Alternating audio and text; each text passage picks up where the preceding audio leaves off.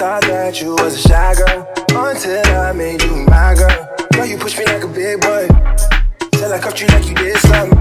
You ain't gotta wait for it. You ain't gotta wait for me to give you my love. What's up, guys? How you doing this morning? I'm coming to talk to you about the videos that I posted before this little chat. The footage that I did get. Yes. So it took me so long to put up my labor and delivery vlog because I hit postpartum really hard. Like, it hit me hard this time.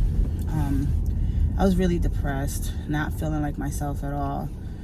Didn't want to cause any harm to myself or anything. I just wasn't myself. I was like really just drained.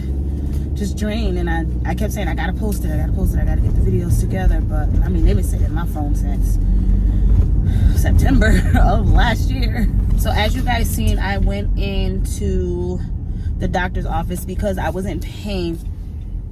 I was having leg cramps and Braxton Hicks contractions. So I had went in and I went into the emergency in my city. We have an emergency pregnancy clinic. So I went in. First I called my midwife, and she told me just to come in so they could check to see if everything was okay, because I was already 37 weeks, I believe. Yeah, 37 weeks. So she said for me just to come in for them to check me. So as you can see, they had me on the baby monitor, making sure baby girl's heart rate is good, which it was, but it just she kept going up and down. That whole entire time I was in the doctor's office. I was in the doctor's office from, when was my appointment? I want to say it was started at 9, and it continued all the way until I had the baby. So yeah, I was ordering my food and stuff like that, and we was getting ready out the ultrasound, because I didn't really elaborate on the ultrasound. When I went to the ultrasound, baby girl was fine. Her heart rate, she was breathing fine on the ultrasound, so it wasn't really concerning, but it was concerning. So what they wanted to do was, because since they was going to induce me anyways the following week, they was just asking me if I was comfortable with getting induced. I was scared and concerned myself, because you don't want to hear anything like that. So I was like, yeah, let's just get it done. So they ended up inducing me, giving me the oh my god, I was going to say potassium. Pitocin. The Pitocin. That's what it was, the Pitocin. They were going to insert the balloon to try to open up my cervix. But when he came in to check me, girl, the man put me up so high, like he lifted the bed so high, had my legs gapped open, checking me. He checked me, and then he was like, oh, I don't have to put the balloon in you. You are already dilating. When I went into the doctor's, I was 1 centimeter. When I got upstairs, I was 3 centimeters. He says, oh, you're dilating fine. We don't need to put the balloon in you. Thank God, because I heard that balloon crap hurts. So I'm like, yes, I don't got to do that. Let's go. This doctor came in, and it was like they was about to perform a major surgery on me. I mean, he was set up in blue, like blue bonnet, blue outfit, blue gloves, blue footsies. He put me up high, and he was like, what I need you to do is I need to make sure that you're extremely sitting up straight, and don't look side or anything like that. You want to sit straight up. No, with your back a little arched. Look at this on the floor. It was just like so much. With my first two, that did not, Mercy wasn't like that at all. This was something new to me. I'm like, at this point, I'm scared. I'm like, kind of epidural is this? Is something new? So he gives me the epidural. So I'm in the bed. I'm just chilling. My doula's there. My boyfriend ended up coming in because the kids were in school. So he was able to sit there with me for a little while. Trying to think what else. Yeah, so after I got that, I was copacetic. I just laid there, I chilled. I was eating. I was watching TV. Then it started, the contractions started coming more. So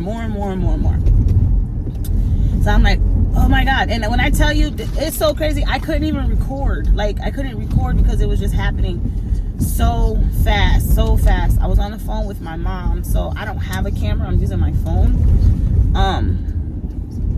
I was on the phone with my mom and I'm talking to my mom and stuff like that. So I really couldn't really get any more footage after that. And at this time, I'm not even thinking about getting extra footage. With the epidural, it didn't help. I don't know. I wouldn't say it helped with the pain. I was feeling more like pressure and my legs were numb, but I was still able to move my legs. Guys, like my legs were tingling and numb and I could feel it, but I was still fighting. Like, I had to get up. I got up on all fours. I was rocking back and forth. I got on the ball, was walking back and forth. Oh, and before that happened, I had got up to go use the bathroom before they gave me the epidural. I had got up to use the bathroom. And I was like, I gotta pee really bad.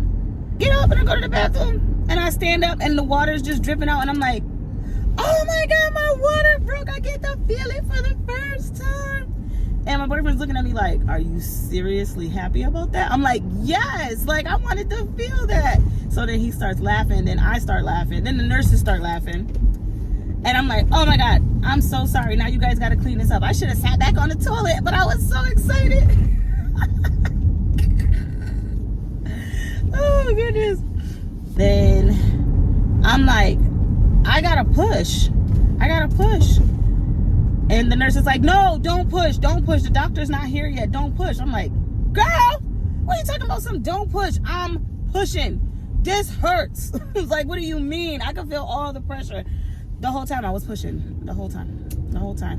I don't think the doctor came for 2 hours and I was going through this. The doctor ain't come. So I'm pushing at this point. Not caring. I did not care. I had to get this baby out of me. So I'm pushing and pushing. My doula again is helping me breathe through it. So eventually the doctor comes and they're like, oh my God, you're crowning. We can see her hair. I was like, look at all that hair. I'm like breathing in. So I turn sideways because I had my son sideways. I was like, I can't lay on my back and have this baby. So I turned sideways and I was pushing her out. When I tell you this baby came out with so much water. Oh, that's what they had to do too. They put water in me because there wasn't no fluid in my belly. I forgot about that part. There was no fluid in my belly, which was weird. I don't even know why. When I tell you so much water like squirted out, it was crazy. It squirted out everywhere. The doctors, my boyfriend, the doula, they all jumped out of place. It was hilarious. I'm like, oh! And good thing that I did go into labor when they did induce me that day, because the reason why baby girl's heart rate was going up and down was because she was wrapped in her umbilical cord, like all around her neck. Like, that could have been so bad had I waited any longer.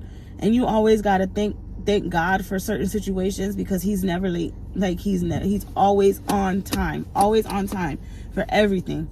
If you trust and believe in him, he's always on time. And that right there was crazy and scary at the same time. Everyone was like, oh my God, he got to cut the umbilical cord. It was just cute. It was just a really cute moment. And then we was with, wait, let me make sure, because I wrote down everything so I wouldn't forget. Before I gave birth, I ended up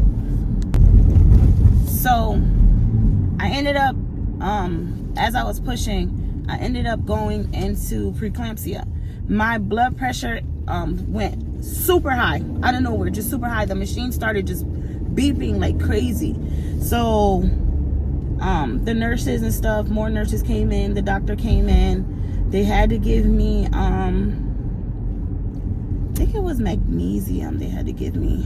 I want to say it was magnesium. They had to give me that to bring it down. They also had to give me another medicine. I'm kind of clouded with that because I don't remember what exactly medicines they gave me. I would have to go back and look at my chart. But they gave me that, and when I tell you, when they gave me that magnesium, I think it's magnesium. When they gave me that magnesium, it made me super, super hot. Super hot and super croggy. Like, I was just out of it from that point. And they kept like telling me drink water and all this other stuff. and I couldn't take it. I ended up going into preeclampsia, which they say is high in the black community, the black culture. But I mean, it is what it is. You know, I got through it. By the grace of God, again, everything happens for a reason. So so that was part of my labor and delivery. I did end up getting preeclampsia. Everything was still going good. I just didn't like the fact that magnesium made me feel that way. I don't like taking medication. I don't like taking medication because I just don't. I feel like different medications causes problems within our bodies because our bodies are naturally made to heal on its own with the proper diet and doing what you're supposed to do. Like, our bodies is our temple. So to poison it with drugs, come on, just make it make sense. But that's my opinion. Everybody got their own opinions as to some medications. Yes, we do need like Tylenol and stuff like that. I try to just take that. But again, like I said, that's my opinion. I don't want to be judged for my opinion. After I had the baby, I ended up, we was with baby girl for about 5 hours. They were coming in, checking us, checking me, giving me medication for the high blood pressure. They were checking her. They were giving her shots. They were weighing her. And she came out gooky, like mad stuff in her hair. She had a lot of hair. So she didn't poop, and then she ended up throwing up bile, which it was green. So I ended up telling the nurse. The nurse ended up talking to the doctor, the pediatrician doctor. So the pediatrician doctor came in, and she's like, yeah, she's not supposed to be throwing that up, so we're going to take her. So they took her to the little room to test her, stuff like that. And then I'm waiting for my baby to come back. They don't bring her back to me. So at this point, I'm pacing in the room. Supposed to be sitting down because I just went through that preeclampsia and had all that medicine in me. And I'm moving. Moving like I didn't take anything at this point. So the doctor's like, you gotta calm down, because my blood pressure was super high. I couldn't calm down because I wanted my child. Like, they scared the shit out of me with it. So the doctor comes in and he's like, we have to take her to the NICU. I know nothing about a NICU. I never heard of a NICU. I heard it, but I never really looked into it. You know, you just don't look into something unless it happens to you sometimes. And that's what this situation was. So I'm like, the NICU? So immediately I'm bawling. I'm tearing up because they're telling me what the NICU is and telling me what it does for babies and that she has to be under watch. Girl, I was super depressed. I couldn't sleep. I was there by myself because my whole entire family was sick with COVID. So I had nobody to watch my kids. So my boyfriend had to stay home with them because we didn't have anybody to watch them. So at this point, I'm crying and he's trying to calm me down, but he's at home, and it's just like, I didn't want to talk to the doctors. I didn't want to talk to nobody. I laid in that bed. I turned my back to the door. They came in to check my blood. I was just giving them my hand, just my arm in my hand. I was like, I don't even care. Right now, about nothing that you guys got going on. I want to talk to you. I'm about to cry about it now, and I want to, because it was a very, that gave me PTSD. I'm in the room, and the kids went to school, so my boyfriend came back that morning. He's there with me, and he's just like, what did they say? And I'm telling him everything they said, and then the doctor comes in to check on us. And they give me a chart to check off how I'm feeling, which was, I believe, was the wrong time to give somebody a chart to do a check off. It was going to be low. They shouldn't have gave it to me. It was going to score low because, come on, I just had a baby and I don't have her. So yeah, he came in and he asked me what's wrong. We could go see the baby anytime. We was allowed to go see her anytime. I was afraid to go see her, so I didn't want to see her hooked up like that. I'm gonna post some pictures of her. I did finally go. My boyfriend went, and when he went and came back, when I tell you this man bawled his eyes out, we both started bawling together, because it wasn't only just our daughter, it was the other babies in the NICU that touched him. And he was just like, he said, I can't. I was like, I don't like seeing her like that. And he's crying. And I'm like, oh my God. I'm like, I gotta go see my daughter. I gotta go see my child. I have to. I gotta go see my baby. Getting it together and going to go see her. And it was exactly what I thought it was gonna be. She was wired up. She was taped up. She was in an incubator. It was just a lot for me. I will post some pictures of her, a couple of short videos. I, again, wasn't really recording because I don't, want too many videos of my child bundled up like that. But I do have some to show you. It was a crazy ride. It was. And even when I went to the NICU, other parents were in there, and it was just like they were crying. Their babies were smaller. It was just like, you just never know what people go through. I was a little upset, but right now I'm relieved.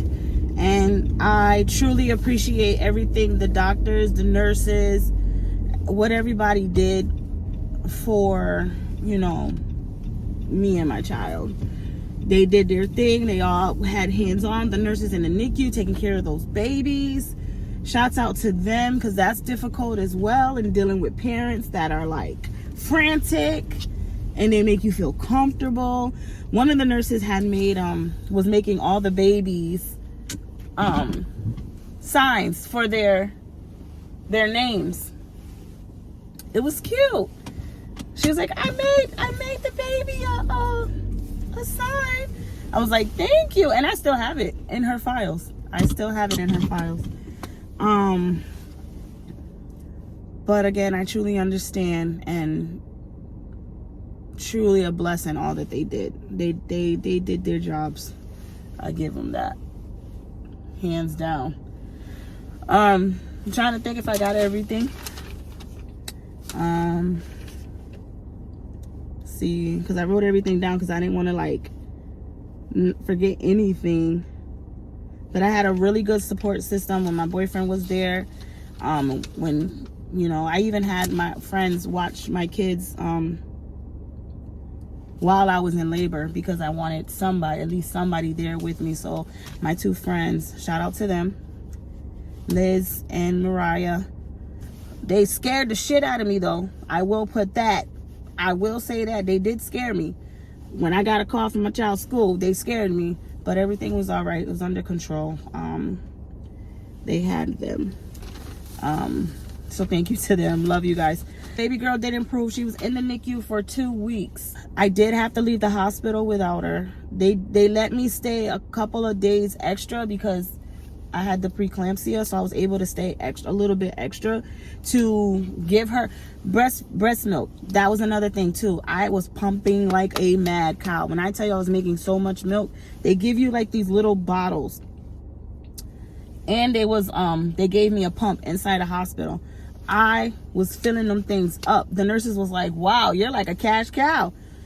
Because she was in the NICU, your body, that's again, our body is our temple. Our bodies know what we need to produce for our babies.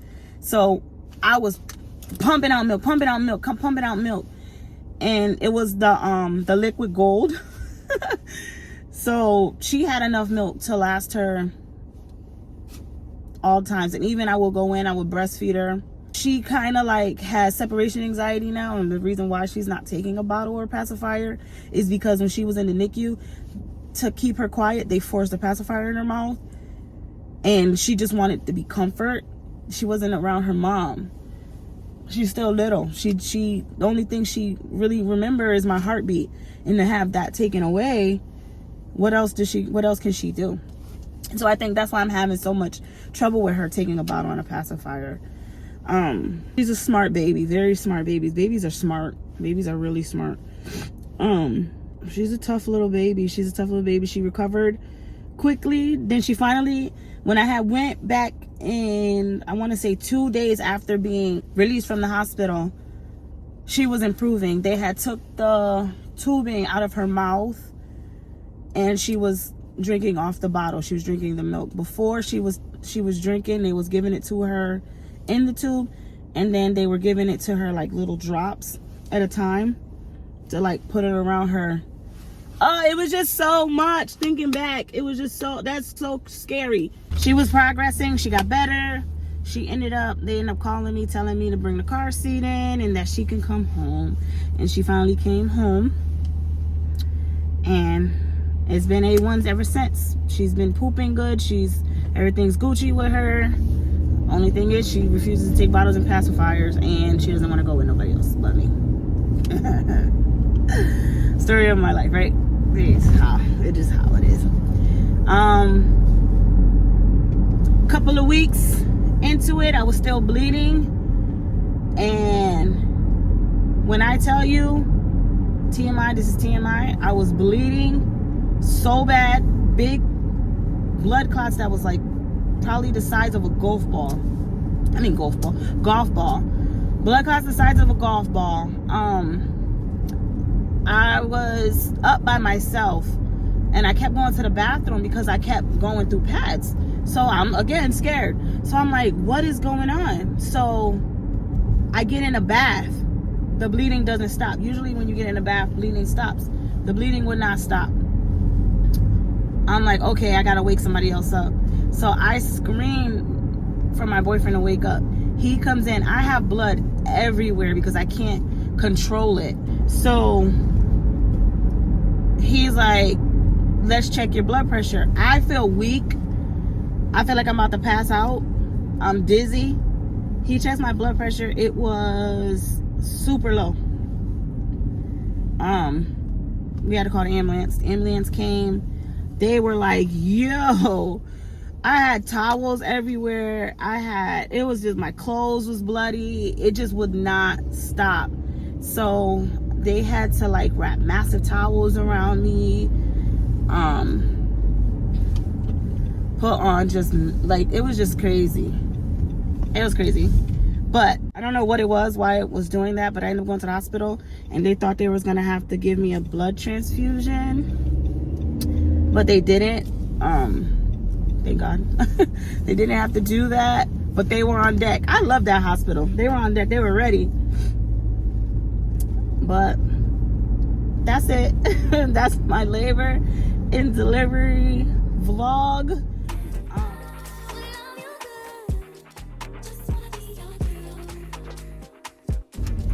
We pulling up to Dunkin' Donuts. Sorry, that. Hey, what can I get for you? Good morning. Can I get? Trying to throw stuff at me. First of all, you can't give me the bag and the cup, because if it falls, you're gonna have to make it again. Oh, she threw it at me, child. She threw it at me. Guys, don't forget to like, comment, and subscribe to my channel. More videos will be coming soon, but hit that like button. Hit that subscribe button. Deuces.